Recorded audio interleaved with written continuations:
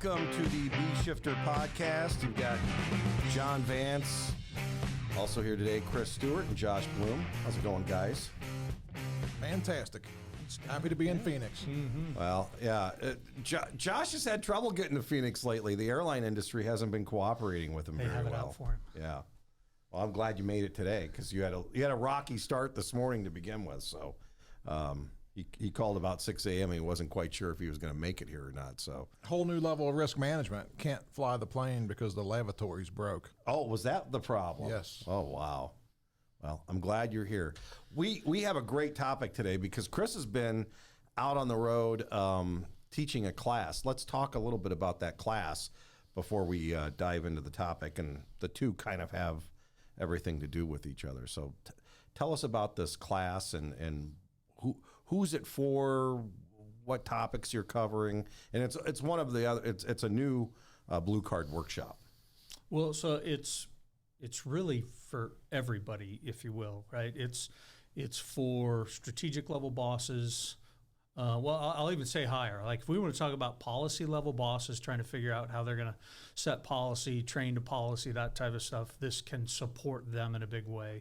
But then looking at the strategic level ICs within an organization, the tactical level bosses in an organization, and the company officer and crew level folks who are either simply just working at that level or every once in a while they bump up to the next level above them, is kind of working on a standardized critical thinking process, which is the Blue Card strategic decision-making model that's been around for 100 years, right? Is just taking it, applying it for all those levels, and then helping an organization or helping the people in the class kind of go through, really understand what it is, and then exercise it in a way probably that they may not have ever exercised it before, and kind of demonstrate to them like really low-tech things that you can do to help from the newest firefighter to the most senior executive level of an organization, utilizing the same thinking process and solving problems in the hazard zone.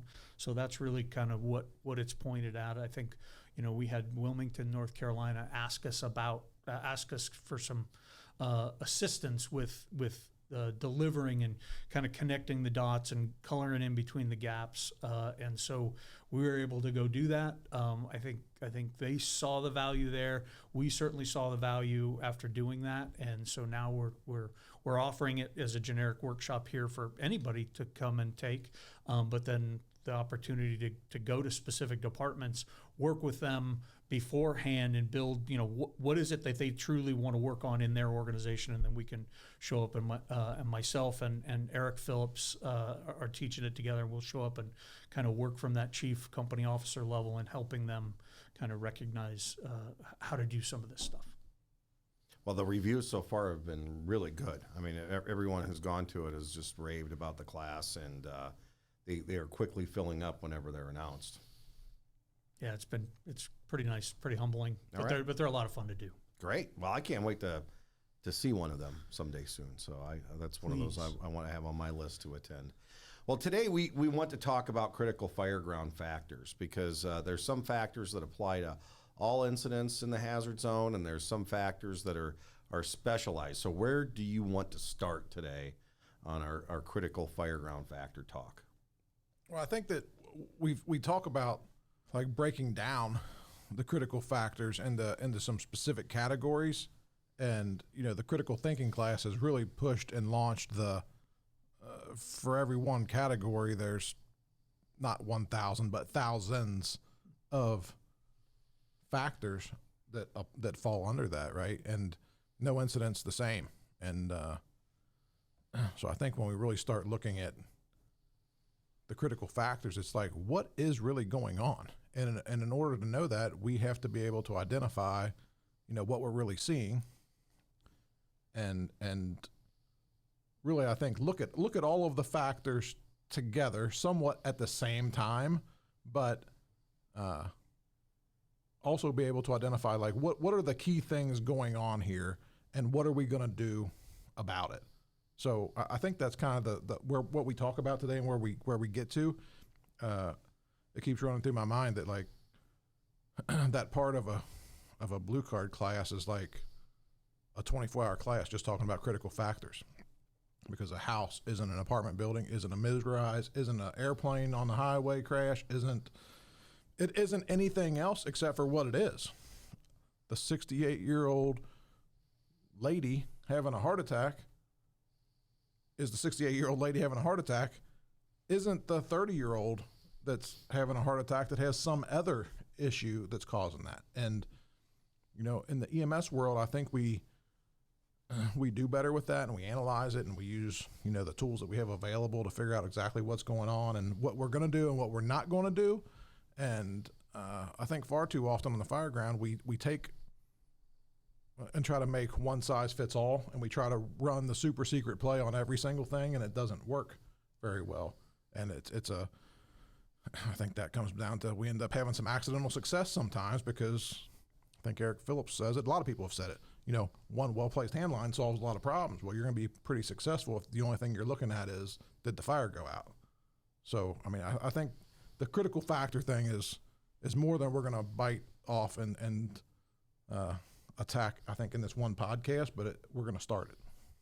Yeah, so it's kind of interesting. The critical factors, at least in my experience, have when they don't go explained or really like there's not a defined process behind the size up part of it and then determining your critical factors, they can seem really, really overwhelming. Like, I'm starting to think of all these serious things happening at this incident, and if they're all critical and I got to deal with them all, and that's really not what they were designed to do. They were actually designed to pick out, all right, what are the most critical things here that we actually have to deal with on the front end, like in a real measurable way, and then what's not critical, and like getting rid of the silliness that doesn't matter right now. And so, yeah, we used to use the term regularly is when everything's critical, nothing is critical. So we need to have a standard process in evaluating and sizing things up in order to be able to truly prick out what matters right now. What truly are the critical elements of this? Our standard critical factors, our 8 critical factors, are really important categories. And like Josh said, there's a ton that goes into that. So it's not just being able to, academically like pick, well, these are them just because I think they are, or that's my experience or whatever. No, we're going to measure it, and we're going to connect it to the tactical priorities, because I'm going to have to do work based upon these critical factors. So what really matters right now? And, it's super easy to say, well, just every time we show up at a fire, life safety is a critical factor. Well, that's not always true, right? And so do we have a standard process to measure whether life safety truly is a critical factor? And if so, our risk management, our strategy, and our action better match that, right? And then when it's not a critical factor through a standard process, then our plan should match that, right? And we shouldn't be doing the things that we normally do because we believe life safety is an issue, when in fact we've either through us or through our actions have clarified that it's not. So that process. So if, like any academic in risk management will tell you, if you can't truly measure and define the problem, your solutions are likely to suck.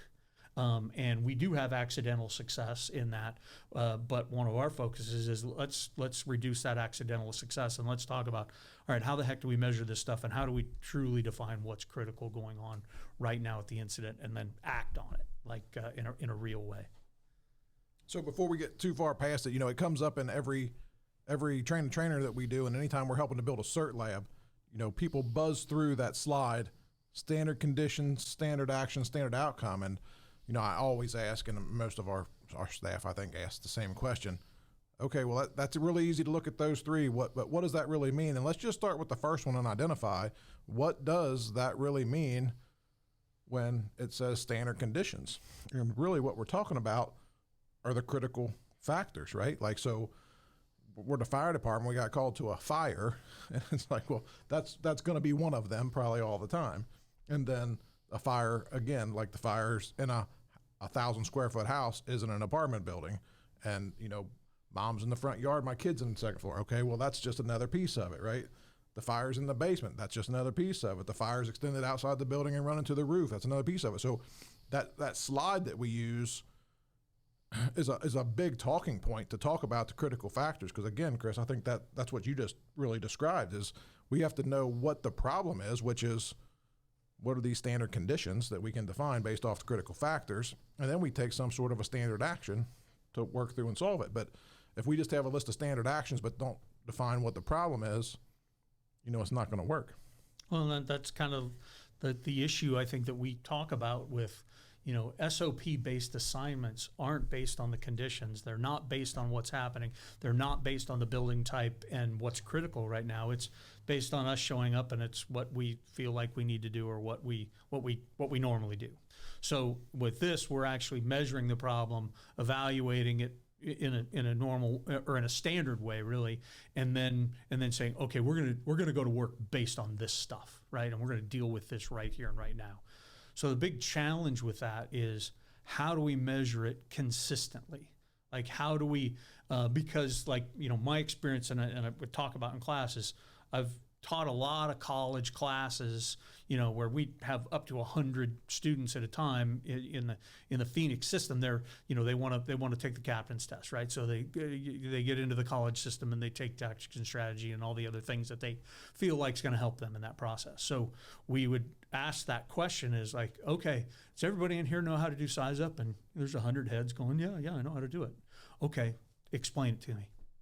And then just shut up. And then there's literally 100 different explanations of what size up is, where they start and all that. So it's been really important, or it was important for us then, and I think we're seeing it now, is to define what are the standard ways we start size up so that we actually get to where we're all coming to a similar conclusion as to what is actually critical here. So defining a standard process and where we start with size up, and then evaluating the critical factors based on that stuff.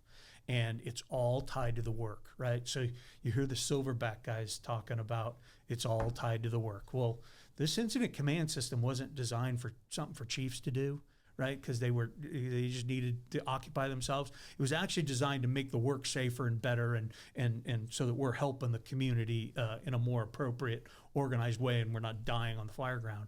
Well, so we need to develop the system inside there of how we think, so that we're maximizing that system and making good decisions, and we're not. When we show up to a fire, we're not hiding under the bed, or we're not afraid to act because we don't know or don't understand. So, yeah.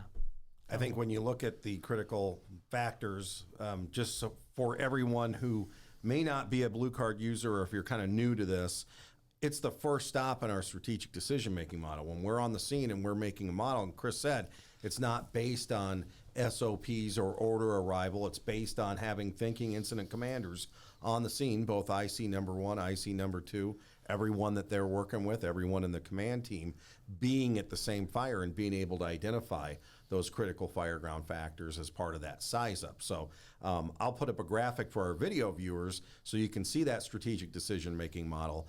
But the importance of the critical fireground factors is it is the first stop as you start to make those decisions on the fireground.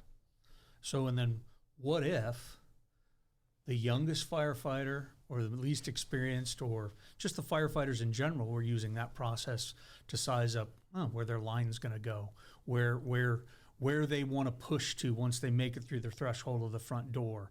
And because maybe the captain's not, or the supervisor, the boss is not always there to tell them exactly what to do, because maybe they're getting the 360, they're looking at other things. And so that level of the organization's using that process, then the company officers using that process in the same manner. And then when the battalion chief shows up to be IC number 2, he's utilizing the same exact process. The division boss is utilizing the same exact process. We've kind of connected and infiltrated that thing throughout all levels of the organization. So it's not a mystery to anybody what's actually going on the fireground and what are the things that we need to be looking at and paying attention to. I think I've heard you guys say it before. I know I heard you say it several years ago. Chief used to say it when he was doing command training, was we were all at the same fire. Because sometimes you hear radio traffic and it's like, is everyone here on the same incident? But I think having those fireground factors, the critical factors, and having them defined and having an agreement on how they look ahead of time, and that becomes the language that you speak within your organization, not only when you're training and you're pre-planning and you're talking about the what ifs or you're simulating, but also when you come back and do the after action reviews. So how do we start to dig in on what those factors are? So I mean, there's 8 of them, right? I mean, so that there's 8 broad or focused words, I think, right? That are the critical factors, and then, like I said, there's thousands, right? So, if we talk about fixed, building, occupancy, and arrangement, I mean, we could sit here till tomorrow and talk about building, right? I mean, coming in here today from the airport, I'm driving past some other stuff they're building here, and it's like, what in the world are they doing to us, right? And then, occupancy type, it's like, yesterday it was a jewelry store, and today it's a pawn shop, and, houses are being converted to businesses, and they're building these big box facilities all over the country, and then a company moves out, and we have multiple of them all across our region in Hamilton County, Ohio, where a 600 to 1 million square foot building now has 30 occupancies in it, and one of the occupancies in there has 100 Class A motorhomes in it, and every one of them are over $1 million, and it was not designed in any way, shape, or form to have that, right? So I mean, that's the occupancy, piece of it. So, and then arrangement. I mean, we say that we kind of know how things are laid out, but when we talk about arrangement, we talk about like primary arrangement, like how's the building laid out, maybe, and then secondary arrangement is like, where does this building sit on this plot of land, and how do I get to it, and how is it accessible, and is there another way into it? And we talk about the train wreck apartment buildings, right? Like, don't block yourself or anybody else in, because the people in 1403 called it in, but the fire's in 2403 across the way. So, let's get there, figured out what's really going on. So that's the first 3, but I think everybody listened to this. I mean, if you just took a building, started going through in your mind everything with a building, whether it's construction or how old it is or layout, all of those things, right? It's like, it's a lot of things to consider. So I'll let Chris take the rest. if you look at it from, like, if you're a fire department, your organization, you're training folks, or you're the ops boss or whatever, and you're trying to figure out, and we're saying, yeah, there's 8 critical factors, right? That's the 8 big categories, right? And there's a ton of stuff that can potentially be inside of all those. Well, gosh, how do we manage all that, right? Well, what if our training and our focus is if we want us as an organization at all levels to be better at understanding when and why the building is a critical factor, then we probably should be doing some training on understanding construction and the general ideas of how these buildings go together and what they do in them, how they divide them, and maybe more importantly, how they fall apart, right? When stuff's under fire. And then spending that time in life safety, right? If we're trying to actually figure out if life safety is a problem on the front end of an incident, then we should know and understand all the critical data and research information that is out there from UL. That there's the research side, like the scientific research side, the empirical type data that we get from UL and NIST and the stuff that we'll be getting from National Fire Sprinkler Association and those type of stuff. And then there's the experiential data that's actually out there. The Project Mayday being like the biggest and foremost one. And then we look at the Firefighter Rescue Survey and other things. There's important information there, and it's how we utilize it. And yes, it's only as good as the information that gets put into it and how it gets managed. But I do feel like they have all of those. They have the intent to try and get the right information out into the community. So what do we actually know about that stuff? What are we training on? What are we identifying as usable information for crews? And then lastly, like, if we want to pick the fire and smoke, because I like to include them together, right? One usually doesn't happen without the other, is what do we know about fire behavior? What do we know about it? And then let's connect all this stuff together, the building, the fire, the life safety, the occupancy, the arrangement, and say, okay, all these things added together make a real serious problem. But really the most critical things I need to deal with on the front end here is that fire, where it is, my ability to get there, and then can I simultaneously or immediately following that, can I start dealing with this life safety issue that I think I've got here? And because that, number one, helps us be focused with the action on the fireground in a way better way. And then that helps us not get screwed up. Because when you look at line of duty deaths, serious incident reporting, when there's fire in a structure and we're making our way in there, whether we say we're searching or whether we say we're for a fire attack, likely when the bad thing happened, there was very little to no water actually going on the fire. And then when we go to try and solve that problem, there's the same is happening. There's very little to no water actually going on the fire. So the critical factors tie that together. And if we've got a reasonably clear vision of the critical factors, then we should have a reasonably clear vision of what the work should look like in order to do it. So last week or 2 weeks ago, Chris, we're doing some company officer stuff, you and Eric, and you pulled a picture up, and the people, the group automatically throws out, "Oh, that's a balloon frame building," and it's like, "Oh, well, that's a different factor based on where the fire location is."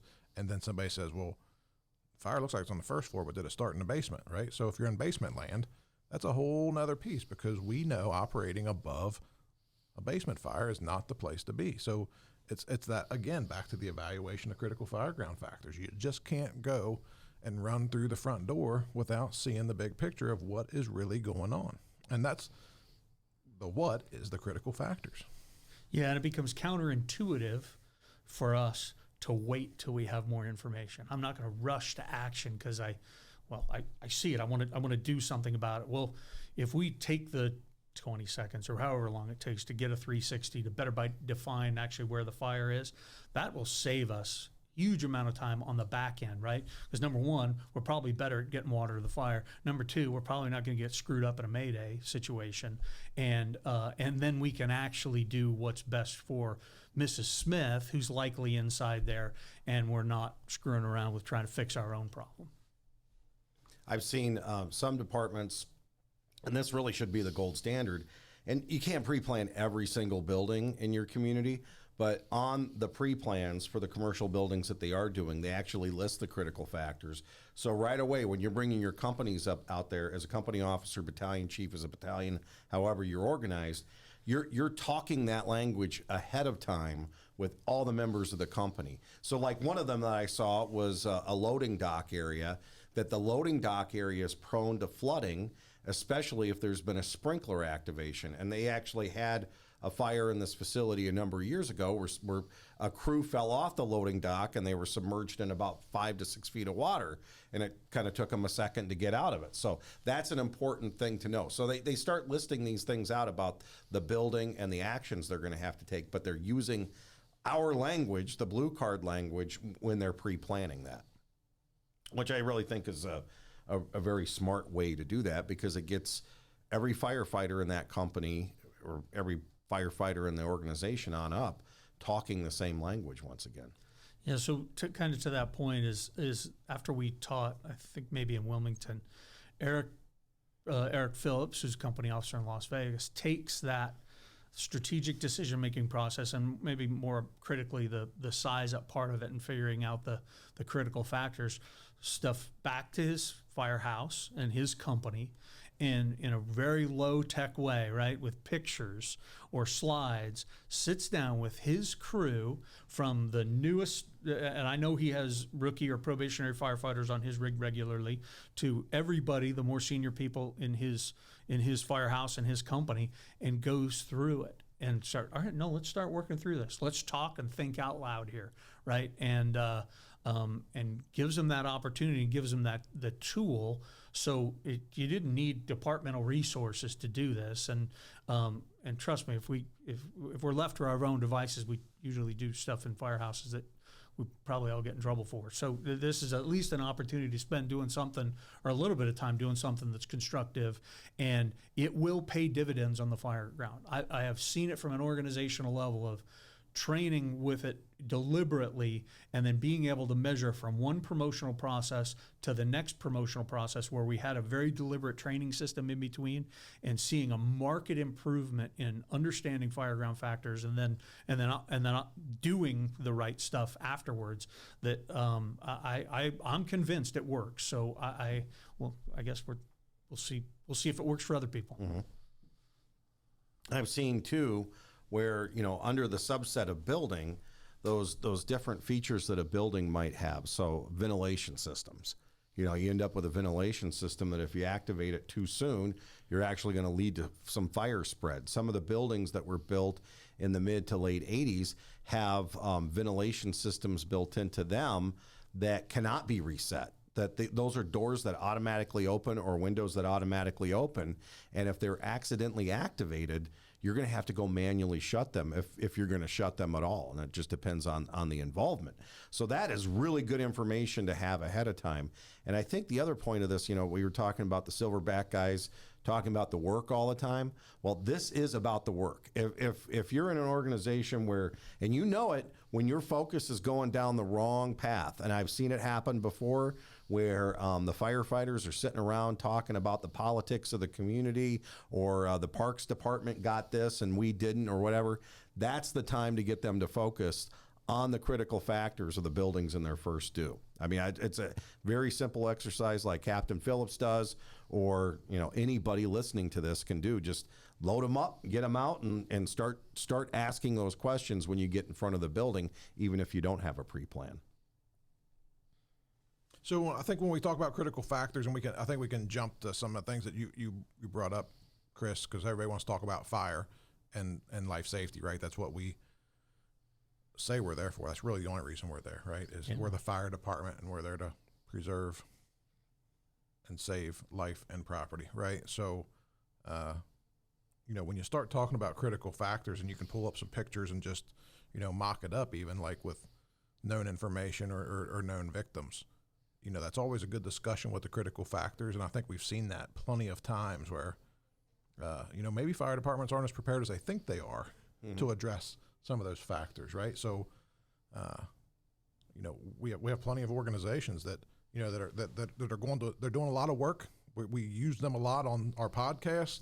They are pulling people out, and they've identified. If we have we respond, then we're going to do searches, and if we pull somebody out, that we did. But if we have a known victim, they're doing some things with resource, because they're like, we aren't sure that we had enough resource, because we pulled out.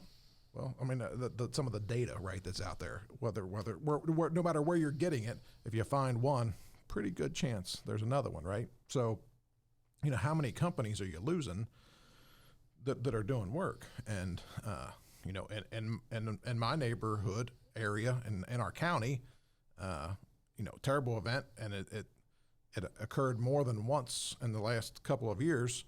Multifamily apartment complex, they end up pulling out multiple kids, and it's like they just kept coming. And medic units were there but delayed. In one case, more than 4 kids. Well, the engine company's not leaving them. Like, the kids needed medical attention. They were doing CPR on them, right?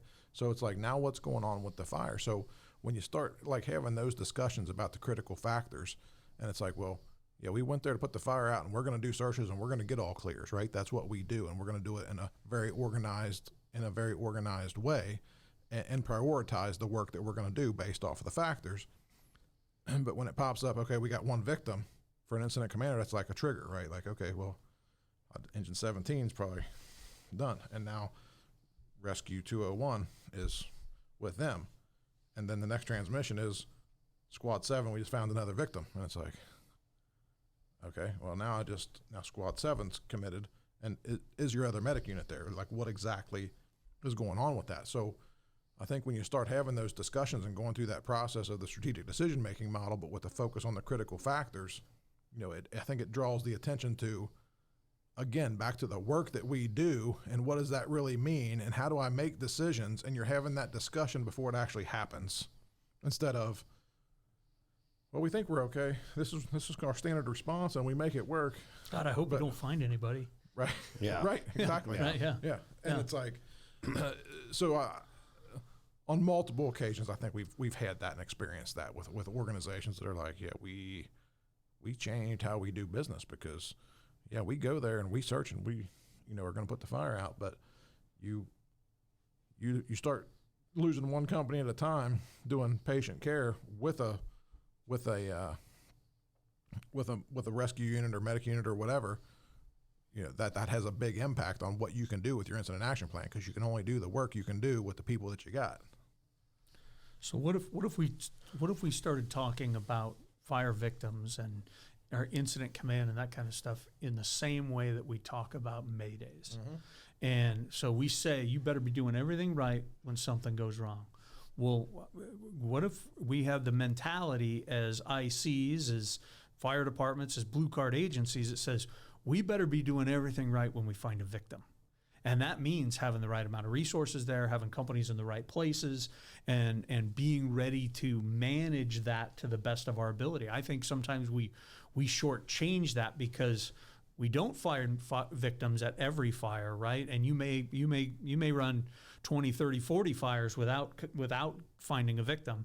But on that one, are you actually ready when you do? And are you ready for, if you find one, expect to find more type of thing. So I see us addressing that. And when we say it's a critical factor, life safety is a critical factor, then we should resource and act as if it is a critical factor with the intent that we're actually going to find a victim.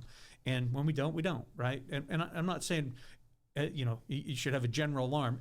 All units are going to a fire just because you think you're going to find a victim. No, we're going to do it in an organized way. And then just like in a Mayday, if you come across a victim, in most evolved fire systems, there's an automatic response that comes from the dispatch center of sending more resources, right? So shouldn't there maybe be an automatic response then from a dispatch center? Is it if they either serious reports of victims or we actually have real reports of victims from fire companies that then we adjust our automatically with the resources that are coming. So I think there's again it's action that's based on critical factors, but they have to be real and manageable, measurable and manageable, not just we're going to do it because we think they're there every single time. No, when I get there, I'm actually I'll leave the barn every single time thinking, yeah, I'm going there to save somebody. But when I get there, I'm going to actually measure whether it's reasonable to think I'm gonna, and then put the right action in place.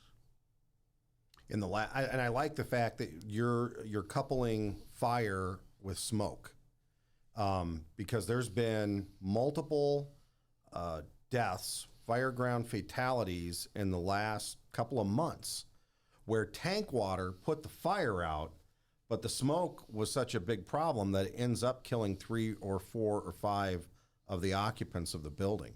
And that's happened in 2 different places. And talking to those departments, they were like, yeah, it didn't take any water to put the fire out, but we had a huge problem managing the victims.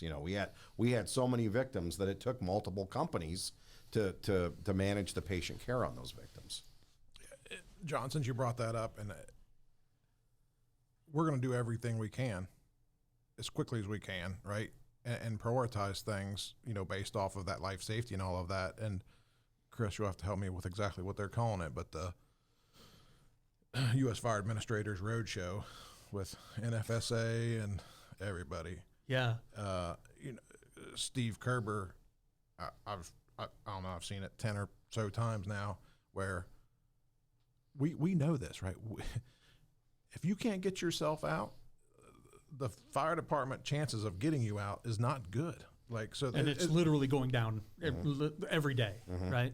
And it's like, it's not because we're not doing our job. It's because conditions, right? It's because of what's burning, the smoke. So, and the push is obviously, close your door, sleep with your door closed, all that. You got to have smoke detectors. Shane Ray's push is you better have a sprinkler system because, that's just another piece of it. But that's another critical factor that we got to stay connected to. That's another one of those latest research. It ain't 1970 no more. Like I'm not saying it can't happen, but you're probably not pulling grandma out of the room that was on fire with her and her gonna be alive anymore because of what is burning in there. And it can happen. And I'm not saying we're not still gonna do that, but my point is that whole, when they're saying that with research, and it's all of those people that are doing this all across the country that are saying it, whether it's FSRI, UL, NIST, the U.S. Fire Administrator, Shane Ray, I think Chief Lieb's been. It's a real problem, and that's just another critical factor thing. So it's time. Like, how much time do we really have here? And that's when it comes back to the critical thinking, decision making thing. Like, this ain't I'm going to pull up and wait 10 minutes and do something. All of this decision making has to happen in like 10 seconds, 15 seconds, right? And then we're taking immediate action. But if we're going to do that, then you have to have a system, and you have to use it all the time, and you have to have talked about it, right? And exercise it. You got to exercise the system and exercise your mind for making those decisions, because that's what needs to get engaged when you pull up. Yeah, not just having it in policy, actually exercising it, knowing how to. So on what Steve, and I think it's actually underplayed right now in the American Fire Service, is what Steve Kerber and FSR is saying in connection with the U.S. Fire Administrator is saying it's never been more dangerous to be inside a structure during a fire, and you've never had less time to escape than right now. The fire service better be heeding those words, quite honestly. To my point, I wrote those words into the strategic plan I just did for my organization, because I want my community to know this is what we're thinking about. So when I ask you for resources, you understand what I'm trying to, what peril you're actually in if you have a fire in your home. So I think that's incredibly important. And then you mentioned Frank Lee from the FDNY. So when he was speaking, and I've heard him do it at a few different places, when he was speaking at the Hazard Zone Conference this past October, and he'll be there again this coming October, he was talking about the Twin Parks fire in New York City, and I believe it was 19 fatalities. I hope I'm saying that correctly. And he describes, some pretty amazing and heroic work. But what it comes down to was the fire on the third floor was creating smoke conditions on every other floor above it. And I think it was like 19 or 20 floors total. And people were dying on floors 10, 15 floors above that fire. Because every time the crews went in to try and deal with the fire, they're coming across another victim, and they're actually having to deal with it. And it wasn't until they were able to say, no, we have to get to the fire and put the fire out to stop the threat for everybody else in this building that it started to get better, and they could start to try and get on top of this reaction. So that putting the fire out thing based on critical factors, and the recognition of that, we're not supposing, we're talking about actual incidents that really happened, is pretty important. So I think this just scratches the surface of when we're talking about the fireground factors, and especially critical fireground factors. How do we continue this conversation aside from the podcast for everyone listening to keep digging into it and keep engage? I mean, we talked about some things to engage, but really, what's next for somebody who's listening to this? So I think, John, you're going to put the strategic decision-making model on there, right? Mm-hmm. And then, if you can put the eight critical fireground factors on there, which is, the first box in the strategic decision-making model, then people can start that discussion of like, what does this really mean, and what does it really look like? And, most of the time it gets breezed over. Like, this is just the process, but there's so much that you can dig into. Yeah. All right, we will. Yeah, there's tools, and if you really want to get sick of hearing about it, come to one of the workshops, because Eric and I'll talk about it for 16 hours over 2 days. That's awesome. We'll set it up for them. Good. Well, great discussion today, guys. Hey, before we go, let's do a timeless tactical truth.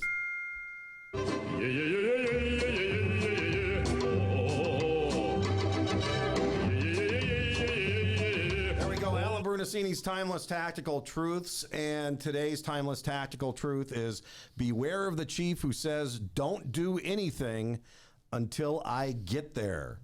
We think sometimes that that's a relic of the past, but we continue to see incidents unfold in different jurisdictions where either the chief gets on the radio and they start taking command before they're even on the scene and giving orders, or they're literally doing that, just telling everybody to stand by until I get there. So what advice do we have for folks who are living within that system? We might run this one a little long, John, but the buck slip just came out. Steve Lester just put out the 3 C's, right? Confident, and control. So it's the first part of it. And if you're dealing with the chief that does this, then they're missing all of that, right? They're missing the whole thing of what they really can do, and then they don't trust their people, which either that's a training issue, they're failing in training their people and being part of one system and everybody working together. Because when the chief gets there, they're just reinforcing command that's already been established and supporting the work that's already happened. It's not like nothing happens till they get there, right? I mean, in a lot of systems, we hear it all the time. There's 5 companies working before a chief gets there.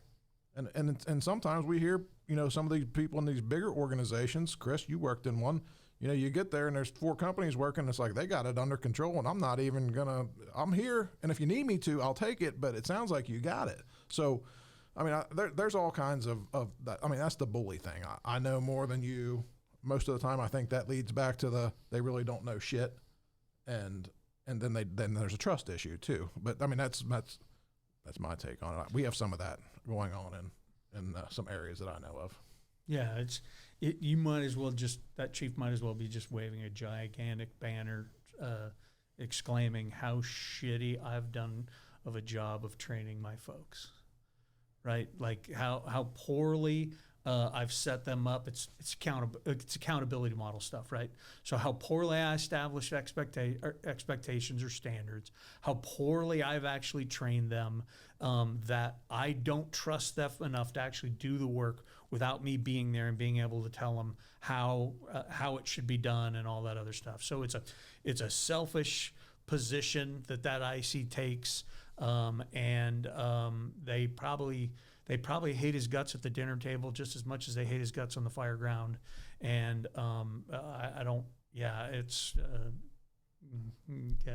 that's everything the boss wasn't. I can tell you that. Yeah, and I worked for a chief in the mid '90s that he was the first one, because I think we had a lot of I'm the chief, I'm responsible for all this if anything goes bad, so I'm going to be the one to make the decision. But this guy actually said this fire department should run the same today with me here as if I left for 6 months and no one should notice, which meant that we were all trained the same way, whether that was taking command. We knew what tasks to do on the fireground. I mean, we were a well-trained machine. And when he ended up leaving that department to go to another, the community was coming unglued. And he's like, you guys are going to be fine because we set this department up for success and everyone's been trained to keep things going just as they are right now. So that's that secure type leader.